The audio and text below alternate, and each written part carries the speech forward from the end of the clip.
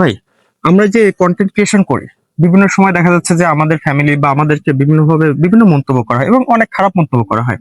আসলে এই ধরনের মন্তব্য কি আসলে করা উচিত? আসলে প্রথমে আমাদের আহ, আসলে পারিপার্শ্বিকটা আগে বোঝা উচিত যে আসলে আমরা কন্টেন্ট ক্রিয়েশন করতেছি বা যেটাই করি না কেন এটা কিন্তু আমরা সম্পূর্ণরূপে মানে কোনো পারিপার্শ্বিক ক্ষতি ছাড়া, কোনো মানুষের ক্ষতি করা ছাড়া নিজের চিত্ত বিনোদন এবং মানুষকে বিনোদন দেওয়ার জন্য কিন্তু আমরা এই ভিডিওগুলো করে থাকি। তো অনেক ক্ষেত্রে আমরা যখন নিজেদের কাজে ব্যস্ত থাকি বা জবে থাকি তারপরে আমরা কিন্তু রেগুলার এগুলো করতেও পারি না।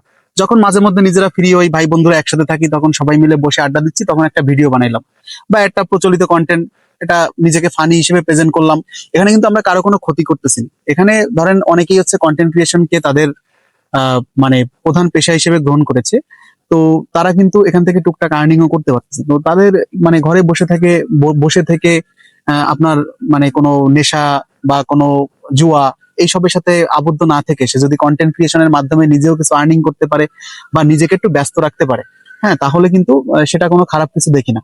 তো এটা অবশ্যই আমি আহ, সাধুবাদ জানাই এবং কন্টেন্ট ক্রিয়েটরদের প্রতি আমার সবসময় একটা সম্মানের দৃষ্টিভঙ্গি রয়েছে। আর একটা প্রশ্ন তোমার কাছে, সেটা হচ্ছে যে আমরা সবাই বলি যে পুরুষ মানুষের পরিচয় মানে সরকারি চাকরি বা বিসিএস ক্যাডার বা ডাক্তার হলে তাদেরকে মনে করেন এই সমাজে আর কি বলে যে তার পরিচয় আছে, বা এর বাইরে অন্যান্য যে শ্রেণী পেশার মানুষগুলো আছে, সেটা কৃষক হোক, রিক্সা চালক হোক বা কোম্পানি চাকরি, যে কোনো পেশায় থাকুক না কেন, তাদেরকে ওইভাবে এই সমাজটা মূল্যায়ন করে না। এটা তুমি কিভাবে দেখো? আসলে মূল্যায়ন হচ্ছে একটা মানে মানে পরিচয়, হ্যাঁ মানে বলে পরিচয় যে বা তার পরিচয় নাই। রাইট, নো, এখন বিষয় হচ্ছে যে এটা আসলে ওইভাবে চিন্তা করলে হবে না। কারণ আমাদের সমাজটা কিন্তু একটা সামগ্রিক ভাবে চলে। ঠিক আছে, একটা সমাজে যেমন একজন বিসিএস ক্যাডারের অবদান আছে, একটা রাষ্ট্র চলতে গেলে ঠিক একজন রিক্সা চালক এবং একজন চায়ের দোকানদার বা যে যে পেশায় থাকুক না কেন তার অবদান কিন্তু একই রকমই আছে। হ্যাঁ, তো একজন বিসিএস ক্যাডার হয়েছে বা একজন ডাক্তার হয়েছে, একজন ইঞ্জিনিয়ার হয়েছে, এর মানে এই না যে সে অনেক বড় অবস্থানে আছে।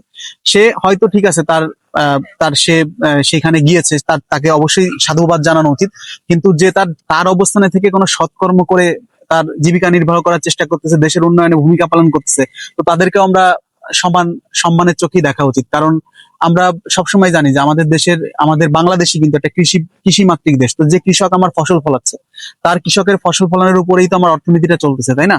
তো তাকে যদি আমি বা আমার গার্মেন্টস, আমাদের প্রধান হচ্ছে আমার রপ্তানি পণ্য, তো সেই গার্মেন্টস যে শ্রমিকরা কাজ করতেছে তারা যদি কাজ না করতো তাহলে কিন্তু দেশের এই রেমিটেন্স বলেন বা রেমিটেন্স না মানে বৈদেশিক মুদ্রা অর্জনের যে ব্যাপারটা থাকে সেগুলো কিন্তু বন্ধ হয়ে যাবে। সুতরাং যার যার অবস্থান থেকে সে অবদান রাখার চেষ্টা করতেছে, সুতরাং এখানে কাউকে ছোট করে দেখার কোনো অবকাশ নেই। আর যারা এইগুলো করে বা ছোট করে দেখে তারা সংকীর্ণ মনা। তো সংকীর্ণ মনা লোকেদের কথায় কানে নিয়ে আমাদের কোনো কিছু যায় আসে না। কারণ আমরা আমাদের নিজেদের কাজ করতে হবে, সৎ পথে থাকতে হবে, নিজেদের মানে কর্ম করে আমাদের নিজেদের জীবিকা নির্বাহ করতে হবে। তো এখানে কোনো কাজই ছোট না। ধন্যবাদ তোমাকে। ঠিক আছে।